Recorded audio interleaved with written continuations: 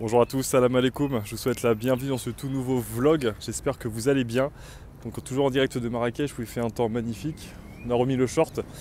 Donc dans le vlog du jour, je vais aller assez rapidement dans le vif du sujet, on va parler d'un sujet important qui est le sujet des regrets. Je regrette de ne pas avoir investi plus tôt. Alors je vous explique pourquoi je vous fais ce vlog là-dessus.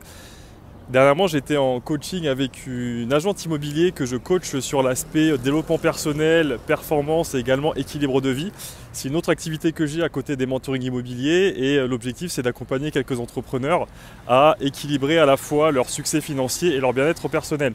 Donc avec cet agent, on bosse notamment sur sa relation à l'argent et elle a un profil qui va peut-être vous parler qu'on appelle généreux compulsif, c'est-à-dire que elle a souvent du mal à conserver l'argent et elle m'expliquait lors d'un dernier coaching qu'elle avait pas mal de regrets par rapport au fait qu'elle ait dilapidé de l'argent parce que les profils généreux compulsifs, généralement, ils ont du mal à conserver l'argent parce qu'ils ont envie d'en faire profiter autour d'eux. Ils peuvent attirer parfois des relations toxiques, voire des parasites qui vont à chaque fois leur demander de l'argent. Et vu que ce sont des personnes très empathiques, avec un cœur énorme, ils ont souvent cette culpabilité-là de garder l'argent pour eux, donc ils ont du mal à le conserver. Si ça vous intéresse d'ailleurs que je vous fasse d'autres vlogs sur la relation à l'argent et les différents profils financiers, vous pouvez me le mettre en commentaire. Donc, cet agent immobilier qui a la cinquantaine, elle me partageait ses nombreux regrets, notamment de ne pas avoir investi plus tôt, d'avoir mal géré son argent. Elle a une fille et elle m'exprimait du coup comme ça pas mal de regrets par rapport à elle, par rapport à sa fille.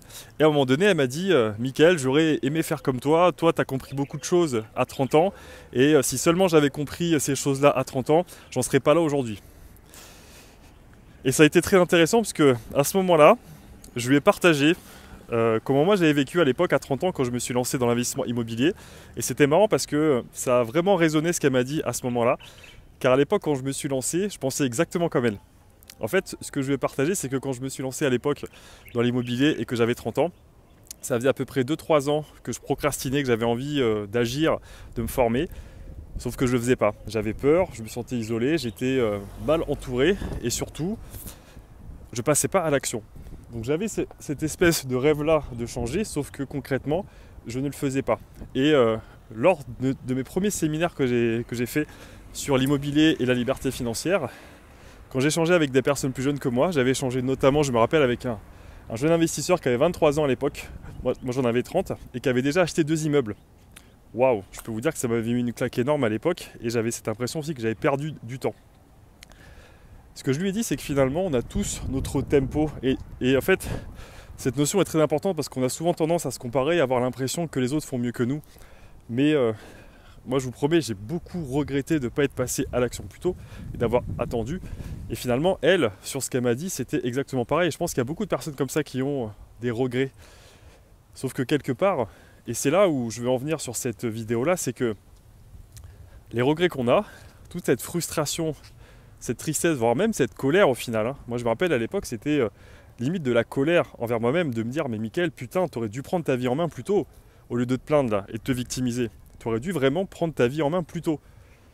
Et bien toute cette rage, finalement, à titre personnel, moi ça m'a donné une force d'action considérable pour gagner mon indépendance financière en seulement 3 ans avec l'immobilier. J'ai acheté 20 appartements, je me suis motivé comme jamais. Et finalement, s'il n'y avait pas eu toute cette frustration, cette colère, cette rage en amont, accumulée pendant plusieurs années, j'aurais pas fait tout ça. Et du coup, ce que j'ai partagé à cet agent immobilier, c'était que finalement, même si on démarre tard et qu'on a l'impression d'avoir perdu du temps, on peut parfois, avec l'énergie et la motivation et toute la frustration et la rage qu'on a accumulée, faire beaucoup plus en 3 ans que d'autres ne feront jamais en 10 ans ou en 20 ans. Donc finalement, ce qui compte, c'est pas forcément quand est-ce qu'on démarre, c'est quand est-ce qu'on arrive. Et là-dessus, je pense qu'on a tous notre tempo.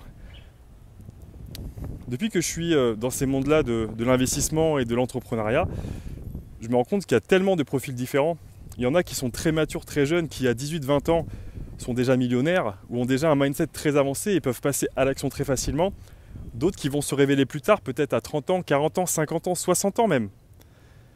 Et quelque part, toute l'expérience qu'on va avoir, même si on a cette impression qu'on va perdre du temps, mais quelque part, le moment où vraiment on décide de passer la première et qu'on n'est plus ce que j'appelle des belles Ferrari au point mort et qu'on passe la première, toute l'énergie qu'on a accumulée, mais ça peut nous permettre, si on a les bonnes stratégies et les bonnes connaissances, ça peut nous permettre de passer à l'action massivement et de s'émanciper. J'en profite pour vous montrer le parc très sympa où je suis actuellement. Donc là, je suis entre le quartier Guélise et le quartier de l'Hivernage pour ceux qui connaissent Marrakech. C'est un parc qui est très sympa, donc le quartier est vraiment cool. Là, c'est pas du tout comme le quartier Casbah qui est beaucoup plus populaire. Là, on est dans un quartier qui est beaucoup plus huppé, avec beaucoup plus d'internationaux. On sent des gens qui ont pas mal d'argent, des gens qui ont des belles voitures. Donc, c'est un autre monde là. C'est plus le Marrakech qui est montré aussi dans les médias, le côté un peu plus jet set, qui est sympa aussi. Et c'est vraiment ce que je trouve cool ici, quoi. C'est qu'il y a différents mondes qui se côtoient et en tout cas, l'ambiance est excellente. Et là, il fait un temps magnifique. On est fin janvier, donc autant vous dire que c'est cool. Donc, ça va m'amener à ces deux derniers points que je vais vous partager dans ce vlog là, qui sont très importants pour justement avoir le moins possible de regrets, même si à nouveau, ce que je vous ai dit, c'est que les regrets, c'est pas forcément mauvais, ça peut vraiment vous servir d'une force d'action considérable pour passer à l'action massivement et réussir bien plus que les autres. Par exemple, si vous prenez les exemples d'entrepreneurs à succès, ils ont tous vécu la plupart des choses traumatisantes, ils ont tous des regrets, des blessures, voire même des traumatismes, qui font qu'ils ont cette espèce de rage intérieure qui fait qu'ils réussissent bien plus que les autres. Si on n'a pas ça, que ça soit pour être entrepreneur, investisseur, voire même sportif de haut niveau, ça peut être plus compliqué. Donc les deux derniers points que je vais vous partager, c'était l'importance d'avoir les bonnes connaissances, c'est-à-dire que déjà d'une part le savoir c'est le pouvoir, et d'autre part on ne sait pas ce qu'on ne sait pas. J'ai eu ces prises de conscience à l'époque quand je me suis lancé donc en 2016, que j'ai commencé à me former, à fréquenter des investisseurs, à faire mes premiers séminaires. En fait, quand j'ai commencé à avoir les connaissances, notamment sur l'immobilier, c'est comme si le monde autour de moi changeait. Par exemple, je me retrouvais à me balader et à voir des appartements. Mais en fait, avec les connaissances, je commençais à percevoir des choses que je n'avais jamais perçues. Les façades, les appartements en vente, étudier un quartier, etc. Et en fait, mon papy, je vous partage ça un petit truc perso, mais mon papy me disait très souvent cette phrase-là, c'est « Mickaël, tu seras un étudiant toute ta vie ». Et cette phrase est un de mes mantras dans le sens où le piège, en fait, c'est de croire que notre situation, elle est figée et qu'on ne peut pas forcément la faire évoluer parce que finalement, on n'a pas les connaissances. Et vu qu'on ne sait pas ce qu'on ne sait pas et que souvent autour de nous, on n'a pas les personnes qui vont nous ouvrir l'esprit sur d'autres choses, c'est-à-dire qu'on est souvent la moyenne des 5 personnes qu'on fréquente le plus, du coup, on peut se retrouver comme ça, bloqué dans des situations, alors que finalement, on aurait pu trouver d'autres solutions en apprenant des nouvelles choses, en fréquentant des nouvelles personnes et en s'ouvrant l'esprit. Et du coup, le deuxième point, c'est justement l'importance des fréquentations. C'est-à-dire que si aujourd'hui, vous avez peut-être des regrets ou vous sentez que vous n'êtes pas forcément à votre place, que vous pourriez soit changer totalement de vie ou améliorer votre quotidien en faisant des choses nouvelles, ça va être important de commencer à fréquenter des nouvelles personnes. Ça, c'est quelque chose que je répète très souvent, que ce soit sur les vlogs ou alors sur mes réseaux sociaux, mais les fréquentations, c'est très important, on est la moyenne des 5 personnes que l'on fréquente le plus.